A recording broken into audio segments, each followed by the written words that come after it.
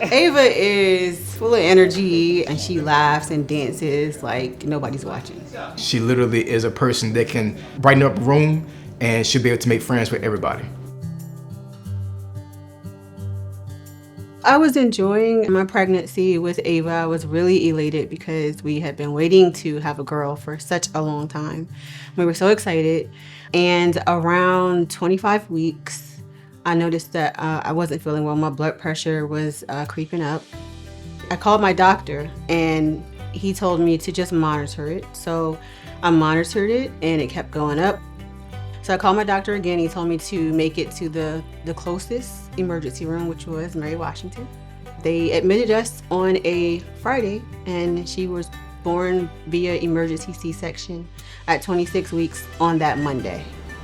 When I was lying there, the doctor said she probably won't cry and she won't move. So I took a deep breath and I just said a little prayer, let him do what he had to do.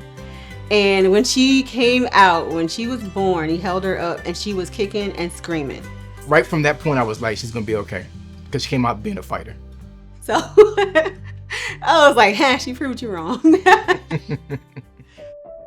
They did tell me that if I deliver early, she would be in the NICU. I cannot say enough about Mary Washington. I mean, the NICU nurses were phenomenal.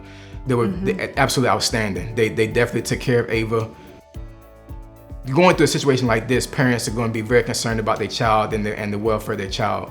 And those nurses there are godsends because they definitely was able to calm our nerves, being able to articulate themselves very well, and were able to explain things to us in a way that we could understand what was going on with Ava. They understood the tears. They helped us work through the tears. They allow us to stand over our baby's isolette and pray every night, and they didn't interrupt us. And we did it every night. They made allowances for us so that our other children could see Ava, so that my mom could hold her. My mom's in a wheelchair, so they made allowances for her.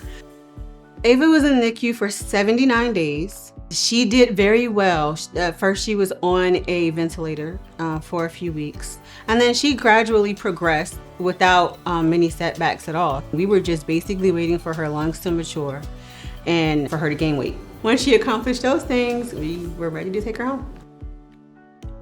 The doctors have told us that she hasn't had any major issues when it comes to growth.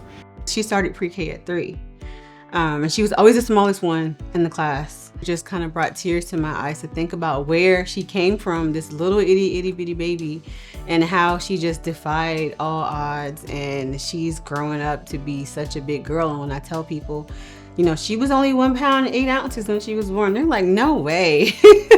This girl? So I'm so grateful. The care at Mary Washington was phenomenal. I am still in touch with some of the nurses. They like to watch Ava grow. They're still like family. Families need to have support when it comes to these types of things. So for Mary Washington to go above and beyond to be able to give us that support, it really meant a lot to us. It really did.